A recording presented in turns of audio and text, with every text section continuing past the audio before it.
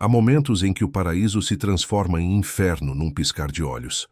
No Algarve, em agosto de 2007, essa transformação levou exatos 47 minutos e abriu uma ferida que ficaria em aberto por 16 anos. A família Harper aterrou em Faro numa tarde de calor sufocante.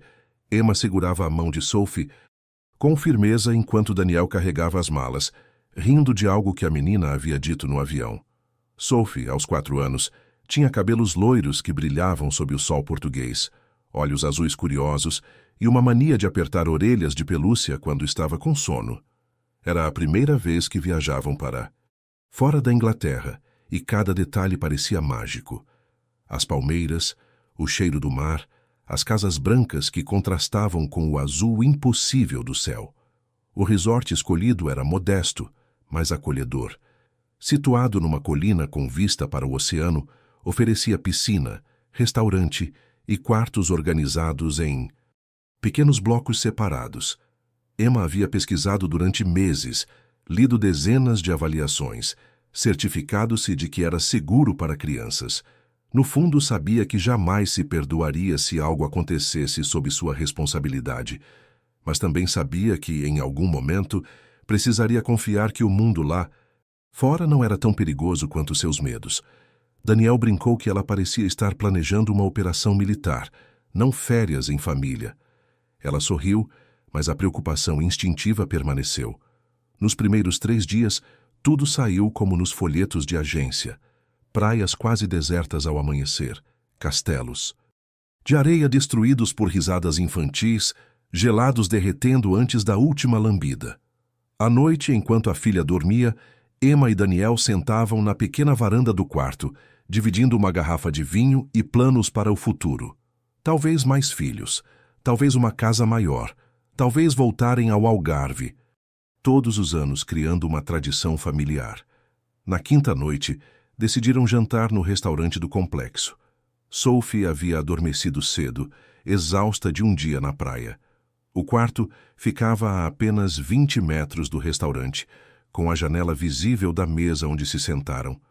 Emma verificou 3 vezes se a porta estava trancada, se o monitor de bebê funcionava, se havia cobertores suficientes. Daniel disse que ela estava exagerando, mas foi gentil ao dizê-lo. Combinaram de se revezar. Um ficava à mesa, enquanto o outro verificava Sophie a cada 15 minutos. Durante a primeira hora, tudo correu conforme o planejado. Daniel voltou do primeiro cheque dizendo que a pequena estava de lado, abraçada ao coelho de pelúcia que levava para todo lugar. Emma fez a segunda verificação 20 minutos depois. A filha havia se mexido, mas dormia profundamente. Pediram mais vinho, permitindo-se relaxar. Outros casais no restaurante faziam o mesmo, numa rotina tranquila e aparentemente segura. Às 21h47, Emma se levantou para a terceira verificação. Foi a última vez que aquela noite pareceu normal. Daniel estava terminando a sobremesa quando ouviu o grito. Não foi um grito qualquer, foi o som de algo quebrando dentro de alguém. Ele correu.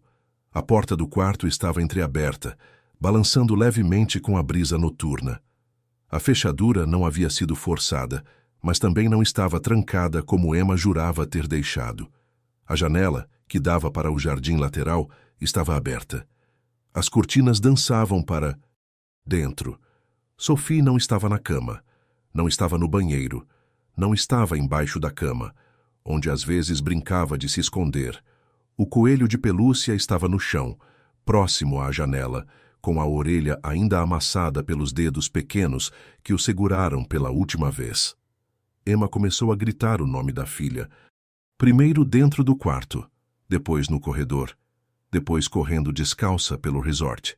Daniel tentava manter a calma, verificando armários, chamando a recepção, pedindo que verificassem a piscina, o playground, qualquer lugar onde uma criança pudesse ter ido. Em 15 minutos, o complexo inteiro estava acordado. Hóspedes saíram dos quartos em roupões, funcionários largaram o trabalho para procurar. O gerente acionou a polícia local. Entre os primeiros a se oferecer para ajudar estava João Costa, um empresário local hospedado com a família, que rapidamente se tornou uma espécie de coordenador informal das buscas, organizando grupos e distribuindo lanternas. Emma entrou num estado que oscilava entre pânico absoluto e negação completa. Daniel tentava organizá-la, lembrá-la de detalhes, o que a menina vestia, se havia algo incomum nos dias anteriores, se alguém havia demonstrado interesse excessivo pela criança. Emma só conseguia repetir: ela estava aqui, eu verifiquei, ela estava aqui. Quando o inspetor Miguel Azevedo chegou, meia hora após a ligação inicial, encontrou um cenário de caos organizado. Aos 28 anos, Miguel era jovem demais para liderar casos graves, mas era o único inspetor disponível naquela noite. Alto, magro, com olhos escuros que pareciam sempre preocupados, ele tentou impor ordem. Pediu que cercassem a área do quarto, que os hóspedes voltassem para seus aposentos, que ninguém tocasse em nada. Mas já era tarde. Ninguém usava luvas. Portas eram abertas e fechadas, cortinas eram puxadas, copos eram retirados do quarto. Cada gesto de boa intenção apagava um pouco mais qualquer chance de reconstruir, com precisão, o que havia acontecido ali. Dezenas de pessoas haviam caminhado pelo jardim, pelo corredor, pelo quarto. Pegadas se misturavam. Evidências potenciais haviam sido pisoteadas por sapatos bem intencionados. Não havia perímetro claro. Não havia recolha imediata de digitais. Havia apenas boa vontade, e boa vontade não resolve crimes. Miguel entrevistou Emma e Daniel separadamente. Ambos contaram a mesma história, sem contradições. Ele observou a dor genuína nos rostos, a confusão, o desespero. Não havia sinais de violência entre eles, não havia histórico de negligência, não havia motivo para suspeitar. Mas ele sabia que, estatisticamente, os pais eram sempre os primeiros suspeitos. E sabia também que, a partir daquele momento, qualquer erro seu poderia condenar inocentes ou deixar um culpado livre. Era um tipo de peso que a academia não ensina a carregar. Às 3 da madrugada, reforços chegaram. Cães farejadores foram soltos pelo resort e áreas adjacentes. Um deles parou na janela aberta, depois seguiu. Rastro até o estacionamento, onde perdeu o faro. A teoria mais provável começou a se formar. Alguém havia entrado pela janela, levado a criança e saído de carro. Mas quem? E por quê? E como souberam que aquele quarto específico tinha uma menina sozinha? Ao amanhecer, sem Sophie, sem suspeitos e com peitos e uma família destruída, Miguel sentou-se sozinho no jardim do resort e acendeu um cigarro que não fumava há 2 anos. O sol nasceu lindo sobre o Algarve, pintando o céu de rosa e laranja, indiferente ao horror que havia acontecido durante a noite. Ele sabia que as próximas horas seriam cruciais. Sabia que cada minuto contava. E sabia, no fundo de si mesmo, que já haviam cometido erros que podiam custar tudo. E você? Já imaginou perder alguém que ama num lugar que prometia ser seguro? Esta história, inspirada em casos reais de investigações falhas e resolvidas anos depois, vai te levar por cada erro, cada pista ignorada e cada reviravolta de um dos casos mais perturbadores do Algarve. Se você quer entender como 47 minutos de descuido se transformaram numa busca de 16 anos e como o principal suspeito acabou chocando toda a comunidade, inscreva-se no canal e ative as notificações. Tem coisas que você precisa ouvir antes da próxima viagem em família. Em 47 minutos, Sophie Harper desapareceu de um quarto trancado no Algarve. A janela aberta, o coelho de pelúcia no chão e o desespero dos pais transformaram férias de verão num pesadelo sem fim. Em 47 minutos, Sophie Harper desapareceu de um quarto trancado no Algarve. Nas 48 horas seguintes, o caso que poderia ser resolvido começou a se perder. As primeiras 48 horas de qualquer desaparecimento são cruciais. Estatísticas mostram que, se uma criança não é encontrada nesse período, as chances de sobrevivência despencam. Miguel Azevedo sabia disso. Emma e Daniel também. E todos, de formas diferentes, carregavam o peso desse conhecimento enquanto o tempo escorria entre os dedos.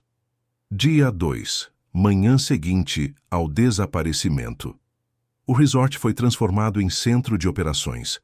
Viaturas da Polícia Judiciária bloquearam os acessos. Jornalistas desciam de carros alugados com microfones na mão, vindos de Lisboa e Porto. Câmeras eram apontadas para qualquer movimento, principalmente para Emma e Daniel. Os Harper foram instalados numa sala administrativa, afastados do próprio quarto, agora selado como cena de crime. Emma tremia tanto que precisava segurar a xícara de café com as duas mãos, e mesmo assim o líquido balançava. Daniel andava de um lado para o outro, desgastando o mesmo pedaço de carpete enquanto ligava para a Inglaterra, repetindo a mesma frase para cada familiar. Nós perdemos a Sophie. Miguel coordenava as buscas com uma equipe que crescia a cada hora. Helicópteros sobrevoavam a região. Mergulhadores inspecionavam praias e poços próximos. Voluntários penteavam matas e terrenos abandonados. Entre os que ajudavam Miguel a revisar depoimentos estava um hóspede inglês que se oferecera como tradutor voluntário. Ninguém tinha motivo para desconfiar dele naquela altura. A fotografia de Sophie, aquela tirada 3 dias antes na praia com um sorriso iluminado pelo sol, já circulava por toda a Europa. Cabelos loiros, olhos azuis, 4 anos. Vestia um pijama rosa com estampa de estrelas quando desapareceu. Mas as pistas físicas eram quase inexistentes. A equipe forense encontrou fibras de tecido na janela, possivelmente de luvas. Havia marcas leves no parapeito externo, sugerindo que alguém havia apoiado as mãos ali, mas nenhuma digital utilizável. O jardim lateral de terra batida e grama baixa deveria ter pegadas claras, mas dezenas de pessoas haviam caminhado por ali durante a busca noturna. O que poderia ter sido uma trilha direta do criminoso virou um emaranhado de rastros sobrepostos, impossível de decifrar. Primeiro erro: não isolar imediatamente a cena. Segundo erro: permitir busca desorganizada de voluntários antes da perícia. No estacionamento, os cães farejadores indicaram 2 vagas diferentes, ambas vazias na manhã seguinte. Miguel ordenou verificação de todas as placas registradas na entrada do resort nas últimas 72 horas. Eram 48 veículos. Cada proprietário foi localizado e entrevistado. Nenhum levantou suspeitas concretas. A maioria eram turistas, casais com filhos, aposentados, álibis frágeis, mas nada que apontasse para um sequestro planejado. Dia 3. A pressão e a primeira pista. A pressão sobre Miguel aumentava, superiores cobravam. Resultados. A mídia inglesa transformou o caso em manchete de primeira página. Tabloides falavam em tráfico humano, pedofilia, conspiração, incompetência. Essa era a palavra que começava a circular. Cada hora sem resposta alimentava a sensação de fracasso coletivo. E então surgiu a primeira pista, concreta, ou o que parecia ser uma. Um funcionário da limpeza chamado Rui contou que na noite do desaparecimento havia visto um homem parado próximo ao bloco de quartos onde os Harper se hospedavam. Não conseguia descrever o rosto, mas lembrava-se da postura. Alguém observando imóvel como quem espera. Rui não deu importância na hora. Achava que fosse um hóspede fumando. Mas agora, relembrando, aquilo parecia estranho, suspeito. Miguel aprofundou. Pediu descrição física. Altura mediana, talvez 1,75 m, roupas escuras, possivelmente boné. Rui não tinha certeza de nada. A memória é traiçoeira, especialmente sob pressão. Ainda assim, um retrato falado foi elaborado, divulgado, e gerou centenas de ligações de pessoas que reconheciam o suspeito. Nenhuma levou a lugar algum. Foi a primeira experiência de Miguel com um tipo de frustração que se repetiria muitas vezes naquele caso, pistas que começavam promissoras e morriam em silêncio. Paralelamente, a investigação começou a fazer o que sempre faz em casos assim: olhar para dentro. Emma e Daniel foram interrogados repetidamente, não como suspeitos formais, mas com a insistência de quem busca inconsistências. Detalhes. Sobre a relação do casal, histórico financeiro, comportamento de Sophie nos dias anteriores. Houve discussões? Alguém os ameaçou? A menina demonstrou medo de alguma pessoa específica? As respostas eram sempre as mesmas. Não, não, não. Mas as estatísticas insistiam em algo que Miguel detestava: admitir. A maioria dos crimes contra crianças acontece dentro do círculo familiar. Pais mentem. Aparências enganam. Então ele pressionou. Pediu permissão para revistar a casa dos Harper na Inglaterra. Verificou contas bancárias. Investigou se havia sinais de abuso, negligência, qualquer coisa que explicasse o desaparecimento como algo diferente de um sequestro aleatório. Nada foi encontrado. No terceiro dia, Emma parou de responder a perguntas e começou a responder apenas ao próprio pânico. Gritava que precisava voltar para o quarto, que Sophie estaria lá, que tudo era um engano. Precisou ser sedada, levada ao hospital local onde passou a noite sob observação. Daniel, que até então tinha sido o forte da família, quebrou. Chorou como nunca havia chorado na vida, abraçado a um policial que não falava inglês, mas entendia perfeitamente o idioma universal do desespero. Dia 4. Segunda pista e o erro mais doloroso. Enquanto isso, surgiu a segunda pista, e esta era perturbadora. Uma turista alemã, hospedada no resort na semana anterior ao desaparecimento, ligou para a polícia. Contou que havia notado um homem fotografando crianças na área da piscina. Ela achou estranho, mas não denunciou. Agora, vendo o rosto de Sophie no telejornal, sentia uma culpa que não a deixava dormir. Repetia mentalmente a mesma frase. Eu devia ter dito alguma coisa. Descreveu o homem, 50 e poucos anos, cabelos grisalhos, sotaque que ela não conseguia identificar. Ele não estava hospedado no resort, pelo menos não oficialmente. Aparecia, ficava algumas horas e ia embora. Miguel tentou localizar esse homem através das câmeras de segurança do complexo. E aí veio mais um erro crítico da investigação, talvez o mais doloroso até ali. As gravações só ficavam armazenadas por 72 horas. Depois disso, eram automaticamente apagadas para economizar espaço. O homem descrito pela turista alemã havia estado lá uma semana antes. Se alguém tivesse pedido aquelas imagens no dia do desaparecimento, elas ainda estariam lá. As imagens não existiam mais. Foi como receber um soco no estômago. Evidência potencial, perdida por procedimento administrativo negligente. Miguel quis gritar, quebrar algo, mas apenas apertou os punhos e seguiu em frente. Não havia tempo para lamentar erros. Só havia tempo para tentar não cometer novos. Dia 5. A virada nas buscas. As buscas ativas começaram a diminuir.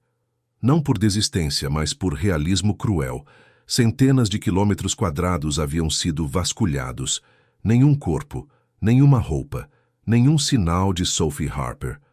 A teoria dominante passou a ser tráfico humano, uma rede organizada que observou a família, identificou o padrão. Pai jantando, criança sozinha. Agiu rápido e desapareceu. Possivelmente a menina já estava fora de Portugal. Possivelmente em Espanha, Marrocos ou em algum porão na Europa Oriental.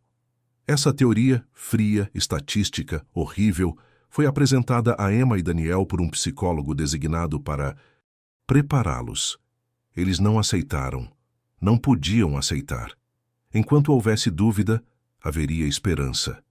E esperança era a única coisa que os mantinha vivos. Miguel, sozinho no escritório improvisado, revisava cada documento, cada depoimento, cada fotografia da cena do crime. Procurava o detalhe que havia escapado, a conexão que todos perderam. O fio solto que, ao ser puxado, desvendaria tudo. Mas não havia fio.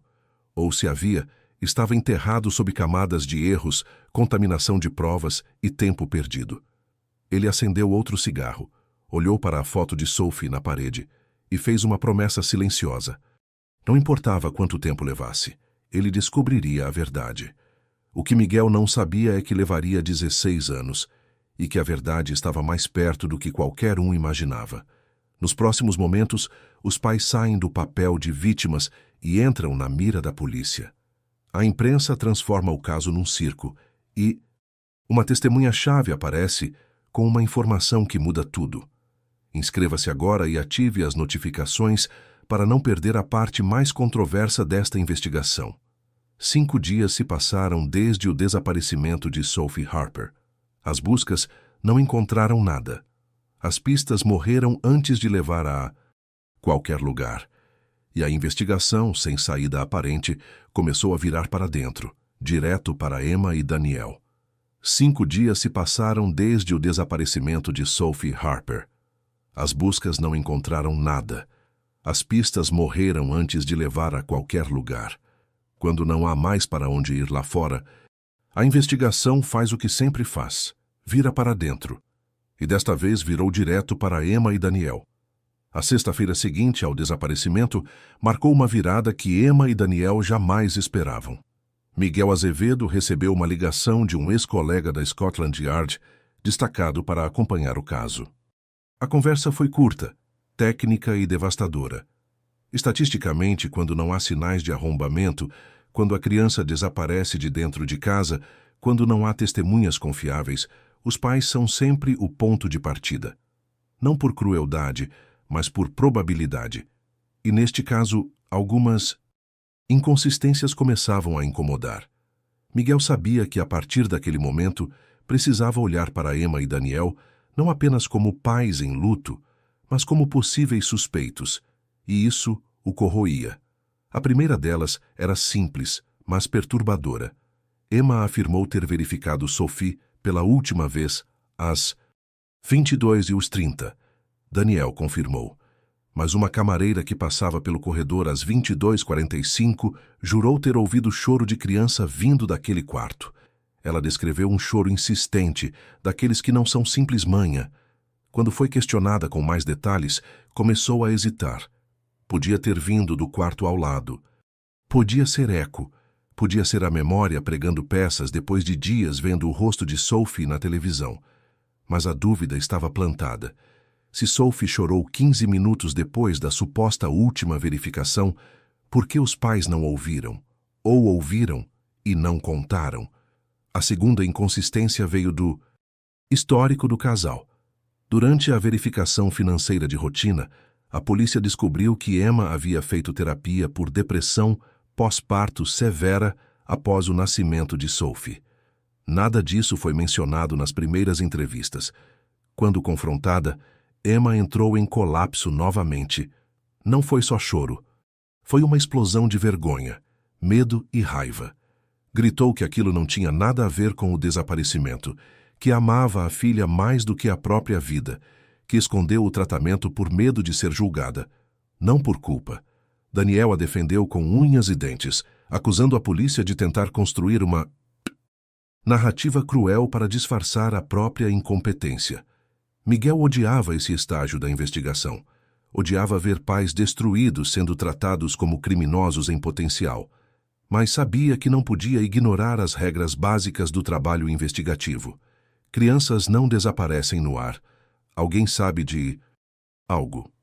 E às vezes, esse alguém está mais perto do que gostaríamos de admitir. Então ele apertou. Pediu cronogramas detalhados da noite, minuto a minuto. Revisou cada movimento, cada decisão. Repetiu as mesmas perguntas em dias diferentes, em salas diferentes, com entonações diferentes, à procura de qualquer contradição. Por que deixaram Sophie sozinha? Por que não usaram o serviço de babá oferecido pelo resort? Por que o quarto estava trancado por dentro se a janela estava aberta? Essas perguntas, feitas e refeitas, corroíam a sanidade de Emma e Daniel como ácido lento. Cada interrogatório os transformava um pouco mais em versões ocas de si mesmos. Enquanto isso, a imprensa britânica decidiu que tinha uma história melhor do que um sequestro aleatório. Tabloides começaram a especular abertamente. Manchetes gritavam possibilidades sórdidas, negligência parental, encobrimento, acidente. Seguido de pânico. Mãe tomou vinho enquanto filha desaparecia. Casal discutia dias antes da noite do sumiço. A foto de Emma sendo levada ao hospital, sedada, com o braço pendendo para fora da maca, virou capa. Não era mais uma mãe em choque, era a mãe de Sophie, congelada num frame conveniente para qualquer narrativa. O choro de Daniel numa entrevista coletiva foi dissecado por especialistas em linguagem corporal na televisão, cada gesto interpretado como sinal de culpa ou desespero performático. Um tabloide publicou uma matéria inteira dedicada ao fato de que Emma havia tomado 2 taças de vinho no jantar. 2 copos de vinho viraram sinônimo de irresponsabilidade criminal, prova de que ela estava alterada, incapaz de proteger a filha. Outro jornal trouxe à tona uma discussão que o casal teve no saguão do hotel 2 dias antes do desaparecimento. Era sobre qual passeio fazer no dia seguinte, uma banalidade cotidiana de qualquer casal em férias. Mas nas páginas sensacionalistas virou evidência de relacionamento instável, violência emocional, ambiente tóxico para uma criança. A família Harper, que dias antes recebia solidariedade do mundo inteiro, agora era julgada em praça pública. Grupos online debatiam se Emma era culpada. Fóruns inteiros se dedicavam a analisar cada frame de vídeo disponível, procurando microexpressões que denunciassem mentira. A comoção virou linchamento. E o pior, isso começou a contaminar a investigação real. Miguel percebeu que sua equipe estava dividida. Alguns investigadores acreditavam genuinamente que os pais escondiam algo. Começaram a se referir a Emma e Daniel como eles, em vez de os pais. Outros achavam que estavam perseguindo a pista errada, enquanto o verdadeiro criminoso se distanciava. As reuniões internas ficaram tensas, carregadas de frustração e acusações veladas. Cada dia sem avanço concreto tornava todos mais desesperados por qualquer narrativa que fizesse sentido, mesmo que essa narrativa fosse injusta. No 10º dia, algo mudou. Uma testemunha apareceu. Não alguém do resort, mas um homem que morava numa vila a 15 quilômetros de distância. Ele trabalhava como motorista de táxi e, depois de ver o caso nos noticiários repetidamente, teve uma lembrança incômoda. Na madrugada do desaparecimento, por volta das 2 da manhã, ele estava voltando para casa por uma estrada secundária, quase sempre deserta naquele horário. Os faróis do táxi cortavam o escuro quando ele viu um carro parado no acostamento. Isso não era exatamente incomum, mas algo chamou a atenção. O motorista estava sozinho, com os faróis apagados, olhando para o porta-malas aberto. Quando o táxi passou, o homem fechou o porta-malas às pressas e entrou no carro. Ele não viu uma criança, não viu sangue, não viu nada que, naquele momento, justificasse uma ligação para a polícia. Mas agora, depois de dias vendo o rosto de Sophie nos noticiários, aquela cena não saía da cabeça. E tinha mais. Ele lembrava do modelo do carro. Um sedã escuro, possivelmente Renault, com matrícula portuguesa. Não conseguia lembrar os números, mas a primeira letra era C. Miguel sentiu algo que não sentia há dias. Não esperança, ainda não, mas a fagulha de uma possibilidade real. Ele cruzou os registros. Havia 3 Renaults escuros, com matrícula começando em C, registrados no sistema de entrada do resort nos 5 dias anteriores ao desaparecimento. Um pertencia a um casal de idosos, descartado rapidamente. Outro era de um representante comercial que tinha álibis sólidos para a noite do crime. O terceiro era registrado em nome de uma empresa de aluguel de carros. E aí a pista esfriou de novo. A empresa informou que o carro havia sido alugado por um turista espanhol, mas o contrato estava incompleto. Nome falso, documento nunca verificado adequadamente, pagamento em dinheiro. O carro foi devolvido 3 dias depois do desaparecimento, lavado, sem nenhuma evidência forense recuperável. Era o padrão daquele caso, sempre um passo atrás de alguém que parecia saber exatamente como desaparecer. Mas aquela testemunha trouxe algo crucial. Trouxe de volta a narrativa de que Sophie foi levada por alguém de fora. Não foi.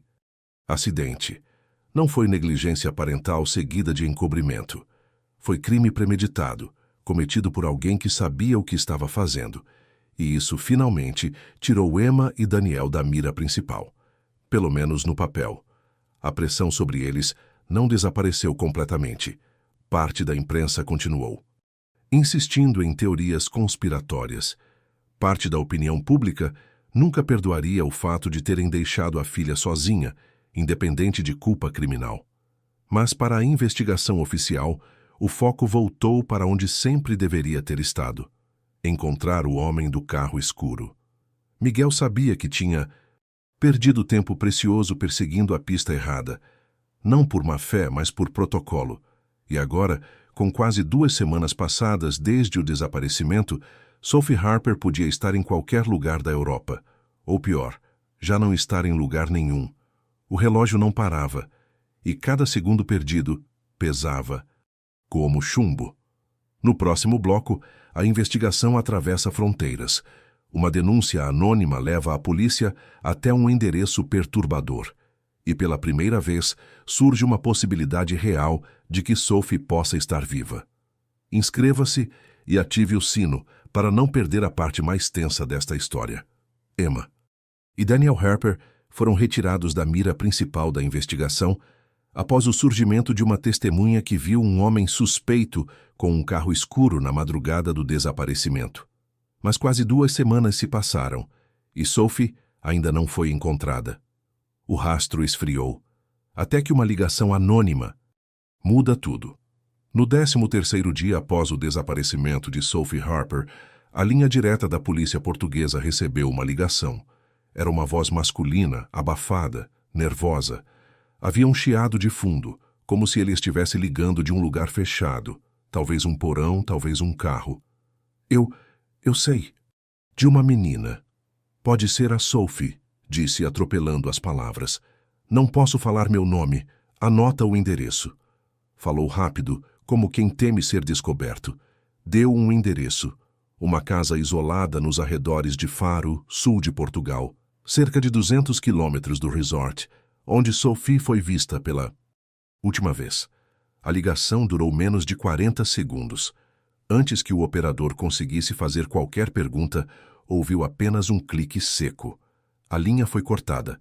O operador sinalizou o protocolo de rastreamento de chamada, mas o tempo foi curto demais para algo conclusivo.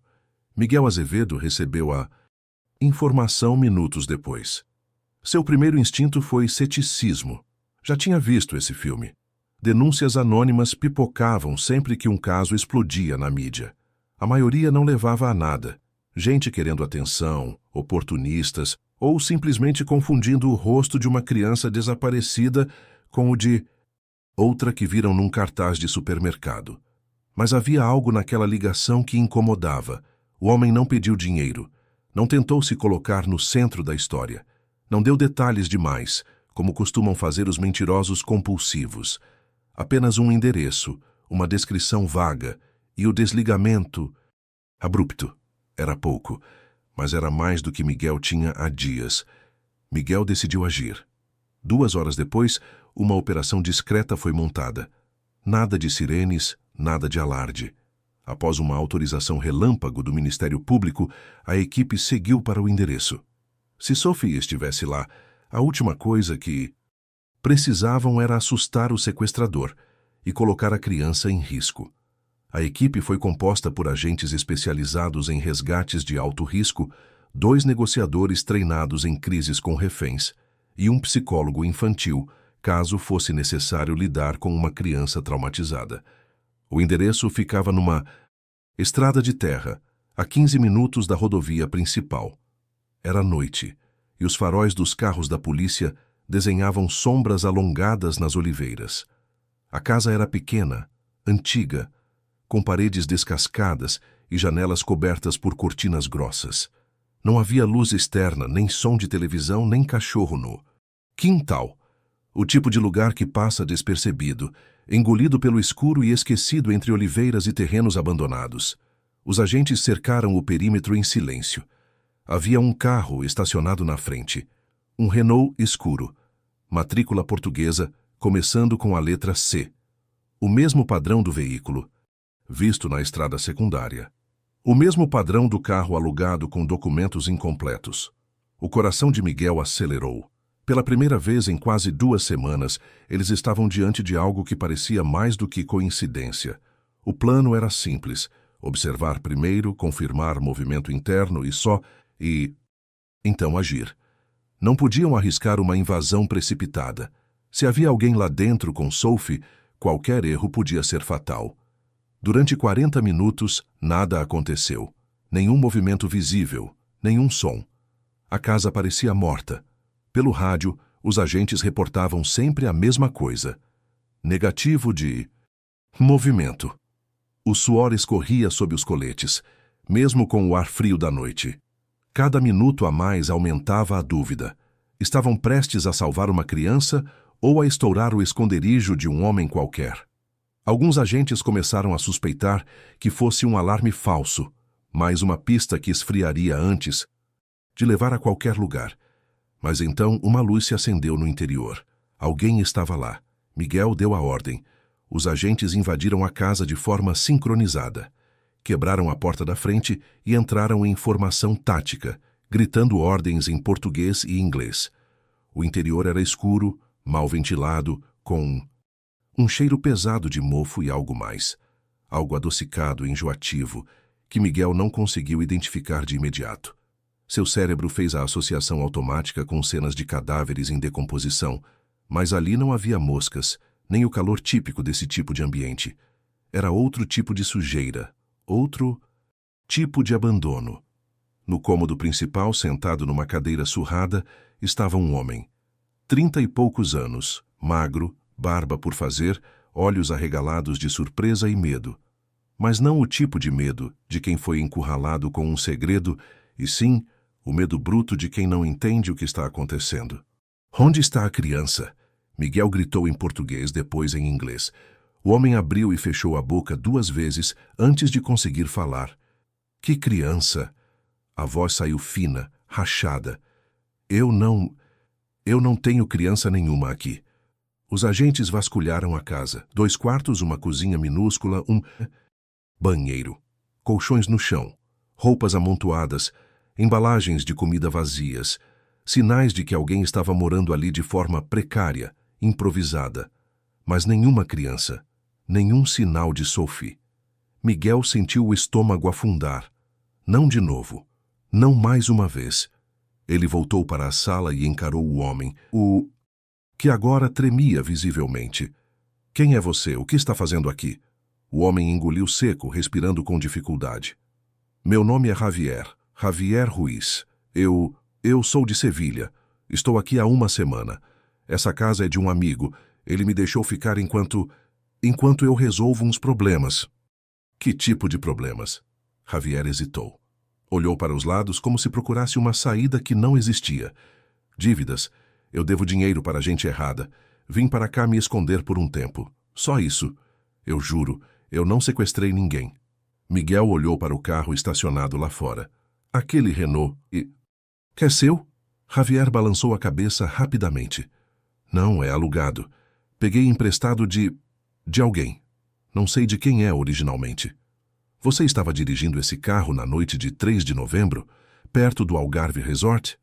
O rosto de Javier empalideceu. Ele abriu a boca, fechou, abriu de novo.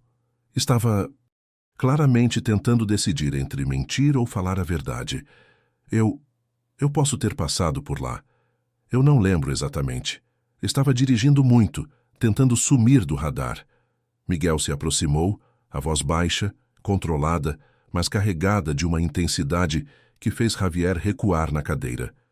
Naquela noite, uma criança de 3 anos desapareceu daquele resort. Uma testemunha viu um homem sozinho num carro como o seu, parado numa estrada secundária às 2 da manhã, mexendo no porta-malas. Você quer me dizer o que estava fazendo lá? Javier começou a chorar. Não era choro de culpa. Era choro de medo puro, de alguém que percebeu que estava sendo acusado de algo muito maior do que poderia suportar. Eu não sequestrei ninguém. Eu juro por Deus, eu não fiz nada. Eu parei ali porque o carro estava com problema no motor, comecei a superaquecer. Abri o porta-malas procurando água, qualquer coisa. Para esfriar. Não tinha nada a ver com criança nenhuma. Miguel estudou o homem. Ele tinha visto criminosos mentindo centenas de vezes. Tinha aprendido a identificar os sinais. E Javier Ruiz não parecia estar mentindo. Ele estava apavorado, sim, mas não parecia estar escondendo um crime de sequestro. Revistaram o carro? Miguel perguntou a um dos agentes. Sim, porta-malas, bancos, tapetes, porta-luvas. Nada que remeta à criança. Nada suspeito. Limpo. Limpo demais, pensou Miguel. Como o carro devolvido à locadora dias antes, lavado até a alma e estéril de qualquer pista útil. Miguel praguejou baixo. Sentia a frustração subir pela garganta como bile. Era como correr atrás de uma sombra. Cada vez que achavam ter alcançado algo sólido, a forma se desfazia diante deles. Javier Ruiz foi levado para interrogatório formal. Passaria as próximas horas sendo questionado. Seu histórico seria vasculhado. Cada movimento dos últimos 15 dias seria verificado. Mas, no fundo, Miguel já sabia. Aquele homem não tinha Sophie. Ele era só mais um elo fraco numa corrente de coincidências cruéis. A denúncia anônima havia levado a um beco sem saída, ou pior, a uma distração. E enquanto perseguiam Javier Ruiz, o verdadeiro sequestrador de Sophie Harper, continuava livre, cada vez mais distante, cada vez com mais tempo para apagar rastros. No próximo bloco, a investigação toma um rumo bem mais sombrio. Uma nova pista leva Miguel até uma rede internacional de crimes que vai muito além do desaparecimento de uma criança. E pela primeira vez, ele considera a possibilidade de que Sophie não tenha sido escolhida por acaso. Inscreva-se e ative o sino para não perder nenhum detalhe da parte mais obscura desta história. Uma denúncia anônima levou Miguel Azevedo e sua equipe até uma casa isolada em Faro, onde encontraram Javier Ruiz, um homem assustado, fugindo de dívidas, que dirigia um carro semelhante ao visto perto do resort. Mas Sophie não estava lá. Mais uma vez, a pista morreu antes de levar a qualquer lugar. Ou pelo menos, era isso que parecia. Enquanto Javier Ruiz era interrogado em Lisboa, algo inesperado aconteceu. No laboratório forense, um dos técnicos revisava, quase por rotina, as fotos do interior do Renault. Já tinha passado os olhos por aquelas imagens algumas vezes, quando algo chamou sua atenção.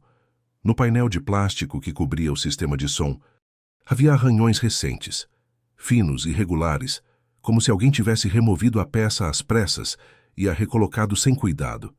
Ele ampliou a imagem, ajustou a iluminação digitalmente e confirmou. A peça não parecia ter sido mexida em fábrica. Aquilo era recente, muito recente. O técnico pediu para revistar o carro novamente, dessa vez com mais cuidado. E foi aí que encontraram.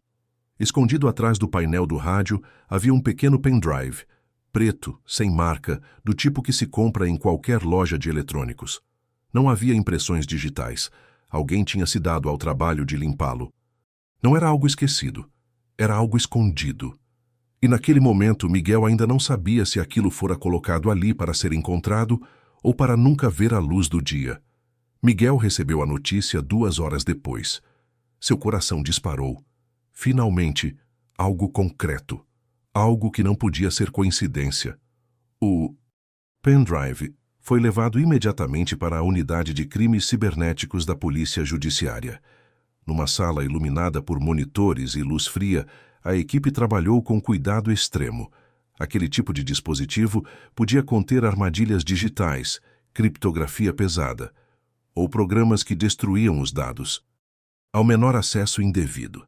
Mas não foi o caso. O conteúdo foi extraído sem problemas, e o que encontraram lá dentro mudou completamente o rumo da investigação.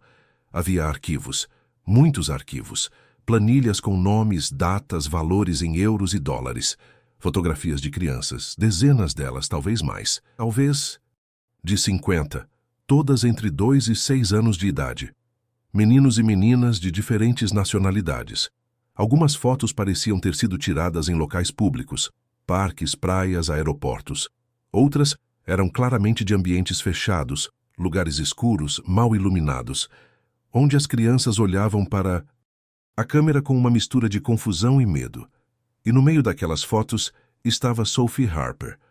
O rosto dela inconfundível, cabelos loiros, olhos azuis, vestindo a mesma roupa que usava na noite do desaparecimento. Mas havia algo diferente no olhar, menos brilho, mais cansaço. A foto havia sido tirada recentemente, talvez dias antes, talvez horas antes da operação em Faro. Miguel sentiu o sangue gelar nas veias. Aquilo deixava de ser uma hipótese e virava uma confirmação brutal. Alguém tinha visto Sophie depois do desaparecimento. Alguém tinha estado perto o suficiente para fotografá-la. Sophie estava viva, ou pelo menos estava viva quando aquela foto foi tirada. Mas onde ela estava agora? E o que significava aquela lista? A equipe de crimes cibernéticos começou a analisar os metadados das fotos e os padrões das planilhas. Não demorou muito para que um padrão sinistro começasse a emergir. As planilhas não eram registros de transações comerciais comuns. Eram registros de entregas. No lugar de descrições de produtos, havia siglas e códigos, mas o padrão era claro demais para ser coincidência. Nomes de crianças abreviados, datas de aquisição, datas de transferência, locais. De origem e destino. Ao lado, valores que variavam entre 15 mil e 80 mil euros por criança. Era uma rede de tráfico humano. E não era uma operação amadora. Aquilo era grande, profissional, internacional. Havia referências a cidades em Portugal, Espanha, Marrocos, França, Alemanha. Havia codinomes, nunca nomes reais. Havia rotas marítimas e terrestres. Havia uma logística complexa, planejada com precisão militar. Miguel leu os documentos em silêncio, sentindo uma náusea crescente no estômago. Já tinha visto muita coisa ao longo da carreira. Homicídios, assaltos violentos, crimes passionais. Mas aquilo era diferente. Não havia explosões de raiva nem impulsos descontrolados. Havia colunas organizadas, fórmulas de cálculo, datas, códigos, frio, calculado, industrial. Crianças sendo tratadas como mercadoria. E o nome de Sophie Harper estava no meio daquilo tudo. Uma das analistas, uma jovem chamada Beatriz, apontou para a tela.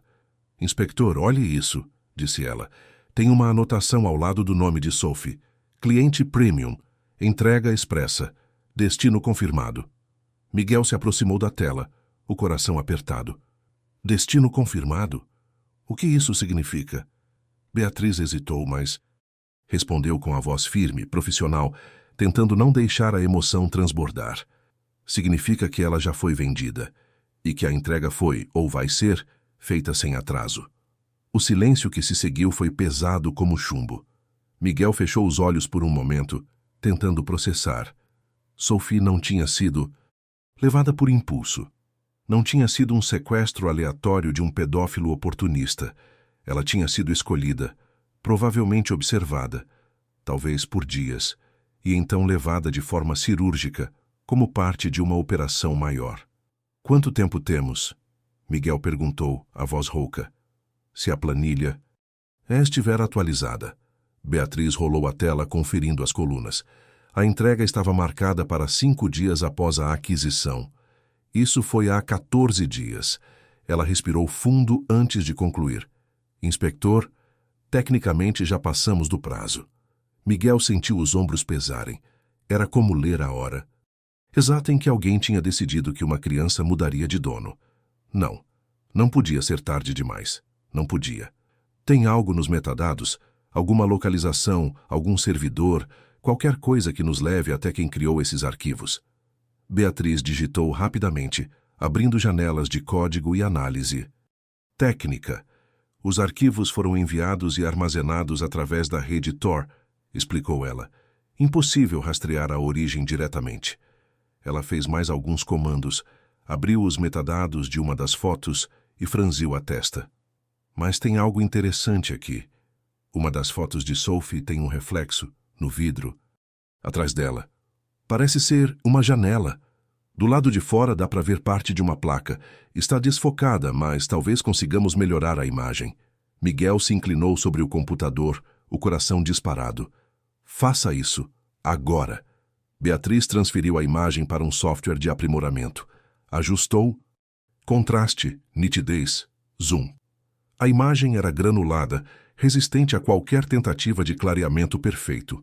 Mas, aos poucos, algumas letras começaram a se insinuar na tela. Armazém Sá & Filhos.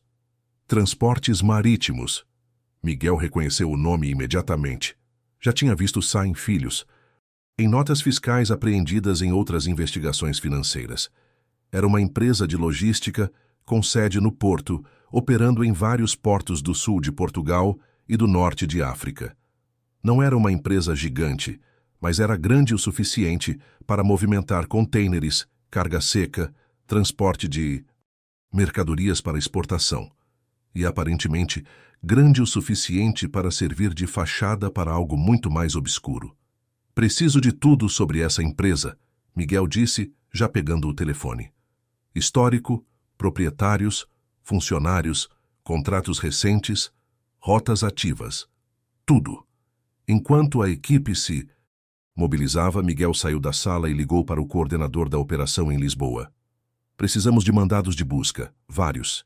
E precisamos de apoio tático. Isso não é mais um caso de desaparecimento isolado. Estamos lidando com uma rede de tráfico internacional. E Sophie Harper pode estar prestes a ser enviada para fora do país, se é que ainda está aqui. Do outro lado da linha houve uma pausa. Depois, a voz firme do coordenador. Entendido. Vou mobilizar o que for necessário. Mas, Miguel, se isso for mesmo o que parece, não vai ser só polícia. Vai envolver Interpol, Europol, talvez até autoridades de outros países. Isso vai escalar rápido. Miguel sabia o que isso significava. Reuniões, relatórios, autorizações formais, prazos, tempo. Que escale? Miguel respondeu, a mandíbula tensa. Mas eu não vou esperar a burocracia. Se existe uma chance, por menor que seja, de que Sophie ainda esteja em Portugal, eu vou atrás. Agora. Ele desligou e voltou para a sala de análise. Beatriz já havia impresso um mapa com a localização exata do armazém Sá & Filhos. Ficava numa zona industrial nos arredores de Setúbal, a cerca de 40 minutos de Lisboa. Uma área cheia de galpões metálicos, docas de carga, caminhões estacionados em filas silenciosas. O tipo de lugar onde um container pode passar dias sem ser inspecionado. O tipo de lugar onde uma criança pode desaparecer para sempre. Miguel reuniu sua equipe. Desta vez, não ia ser uma operação discreta. Desta vez iam entrar. Iam com tudo. Porque desta vez eles tinham algo mais do que sombras. Tinham um endereço. E talvez, apenas talvez, ainda tivessem tempo. No próximo bloco, Miguel e sua equipe invadem o armazém Sá & Filhos. O que encontram lá dentro vai além de qualquer coisa que imaginavam. E a verdade sobre o destino de Sophie Harper finalmente começa a se revelar. Inscreva-se e ative o sino. A reta final está chegando. A operação foi montada em menos de 3 horas. Miguel Azevedo coordenou tudo pessoalmente. 2 equipes táticas da Polícia Judiciária, 4 viaturas, mandados de busca e apreensão assinados por um juiz de plantão que entendeu a urgência do caso. Não havia tempo para planejamento perfeito. Não havia tempo para esperar reforços internacionais. Sophie Harper estava em algum lugar, e cada minuto podia ser o último. O comboio saiu de Lisboa ao anoitecer, cortando a autoestrada em direção a Setúbal. Miguel ia no banco da frente da primeira viatura em silêncio, olhando a estrada desaparecer sob os faróis. Ao seu lado, o agente Gonçalo repassava os detalhes da operação. O armazém está registrado no nome de Sá & Filhos Eleda, empresa fundada em 1998, especializada em logística marítima e terrestre, sem histórico criminal conhecido. Mas nos últimos 2 anos a empresa mudou de mãos 3 vezes, sempre para offshores. Miguel apertou os lábios. Clássico. Empresas legítimas sendo usadas como fachada. E o dono atual? Armando Sá. 62 anos, sem antecedentes oficiais. Mas a Interpol tem uma ficha informal sobre ele. Suspeitas de contrabando na década de 90. 40 minutos depois, o comboio parou a cerca de 200 metros do armazém. As luzes foram apagadas. As equipes desceram em silêncio, ajustando coletes à prova de balas, capacetes, rádios. À frente deles, o Sinocitibus. Armazém se erguia como uma sombra metálica contra o céu escuro. 3 andares de altura, portões de aço corrugado, janelas sujas cobertas por grades. Havia 2 caminhões estacionados do lado de fora, mas nenhum sinal de movimento. Parecia abandonado. Mas Miguel sabia que aparências enganavam. As equipes se dividiram. Um grupo cercou a parte de trás. Outro se posicionou nas laterais.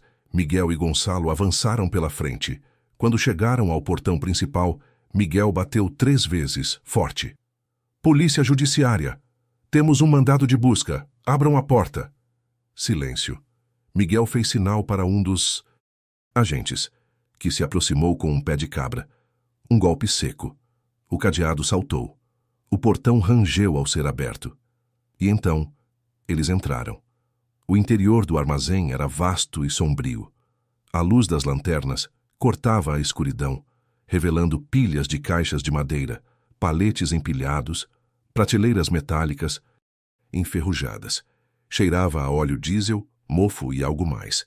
Algo acre, químico. Miguel avançou devagar, a arma em punho. Ao fundo, ouviu um ruído, um arrastar de metal.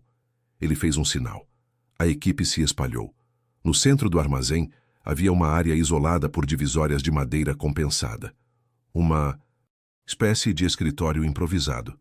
A porta estava entreaberta. Miguel empurrou-a com o pé. Dentro, sentado atrás de uma mesa suja, estava um homem de cabelos grisalhos, rosto vincado, olhos pequenos. Ele não se moveu, apenas ficou ali, as mãos sobre a mesa, como se estivesse esperando. Armando Sá? Miguel perguntou. O homem acenou lentamente com a cabeça. Está preso. Tráfico de seres humanos, sequestro, associação criminosa. Levante-se devagar e coloque as mãos atrás da cabeça. Armando obedeceu, mas havia algo no olhar dele. Não era medo, era resignação. Enquanto Gonçalo algemava o homem, Miguel olhou ao redor do escritório. Papéis espalhados, um laptop velho, mapas marítimos. E no canto, uma cafeteira ainda ligada. O café estava quente. Alguém tinha estado ali há pouco tempo. Onde estão as crianças? Miguel perguntou, a voz dura como aço. Armando não respondeu. Miguel deu um passo à frente, o rosto a centímetros do dele. Onde estão as crianças? Silêncio. Miguel respirou fundo, controlando a raiva. Ele saiu do escritório e gritou para a equipe. Revirem tudo! Cada caixa, cada container, cada canto deste lugar. Agora! E foi aí que um dos agentes gritou do fundo do armazém. Inspetor! Aqui! Miguel correu. No canto mais afastado do galpão, escondido atrás de uma pilha de contêineres vazios, havia uma escada de metal que descia para um nível inferior. Miguel desceu os degraus, o coração martelando no peito. A luz da lanterna revelou um corredor estreito, úmido com paredes de concreto. Havia portas dos 2 lados, portas de metal trancadas por fora. Ele se aproximou da primeira, abriu a tranca, empurrou a porta. Dentro, no chão coberto por um colchão fino e sujo, estavam 3 crianças, 2 meninas e um menino, entre 3 e 5 anos de idade. Roupas rasgadas, rostos sujos, olhos arregalados de medo. Miguel sentiu o peito apertar. Está tudo bem, ele disse, baixando a arma e ajoelhando-se devagar. Está tudo bem agora. Vocês estão seguros. Somos da polícia. As crianças não se moveram. Apenas olharam para ele, sem entender. Gonçalo. Entrou logo atrás, o rosto tenso. Meu Deus. Miguel correu para a próxima porta. Abriu. Mais 2 crianças. Depois outra. E outra. Ao todo, eles encontraram 10 crianças naquele porão. Diferentes idades, diferentes nacionalidades. Algumas choravam baixinho. Outras estavam em silêncio, os olhos vazios. E então, na última sala, a menor de todas, Miguel abriu a porta. Ela estava sentada no canto, abraçando os joelhos, o cabelo castanho caindo sobre o rosto. Magra, assustada, mas viva. Sophie Harper. Miguel sentiu as pernas bambearem. Ele entrou devagar, agachando-se à distância, tirando o capacete para parecer menos ameaçador. Sophie? Ele disse suavemente em inglês. My name is Miguel. I'm a police officer. Your parents sent me to find you. Ela levantou o rosto. Os olhos verdes estavam inchados de tanto chorar, mas ainda havia vida neles. Ainda havia esperança. Mamãe? Ela... sussurrou a voz trêmula. Miguel sorriu, os olhos úmidos. Yes, your mom and dad are waiting for you. They never stopped looking. And now, we're going to take you home. Sophie começou a chorar. Não de medo, de alívio, de exaustão, de tudo. Miguel estendeu a mão. Ela hesitou. Depois, devagar, colocou a mão pequena na dele. Ele a pegou no colo, envolvendo-a no colete à prova de balas como se fosse um cobertor, e subiu as escadas. 3 horas depois, no aeroporto de Lisboa, David e Emma Harper desceram correndo da escada do avião fretado pela embaixada britânica. Eles não esperaram bagagens. Não esperaram nada. Quando viram Sophie envolta numa manta térmica, sentada ao lado de Miguel na sala VIP do aeroporto, Emma soltou um grito sufocado e correu. David estava logo atrás. Sophie se levantou, trêmula, e correu também. O encontro foi uma colisão de braços, lágrimas, soluços. Emma segurava a filha como se nunca mais fosse soltá-la. David beijava o topo da cabeça dela repetidamente, os ombros sacudindo com o choro. Miguel ficou de pé, um pouco afastado, observando. Gonçalo estava ao lado dele, também em silêncio. Depois de longos minutos, David se aproximou de Miguel. Seus olhos estavam vermelhos, mas ele sorria. Inspetor Azevedo, ele começou, mas a voz falhou. Miguel estendeu a mão. David a segurou com força e puxou Miguel para um abraço apertado. Thank you, David sussurrou. Thank you for bringing our daughter back. Miguel acenou, incapaz de falar. Apenas acenou. Emma também se aproximou, segurando Sophie pela mão. Ela olhou para Miguel e disse com a voz embargada, You saved her life. You saved our lives. Miguel engoliu em seco. I was just doing my job, ele disse. But I'm glad she's safe. That's all that matters. Sophie olhou para Miguel. Ela soltou a mão da mãe por um instante e se aproximou. Depois ergueu os braços. Miguel se ajoelhou. Ela o abraçou. Obrigada. Ela sussurrou em português, a palavra pronunciada com dificuldade, mas cheia de significado.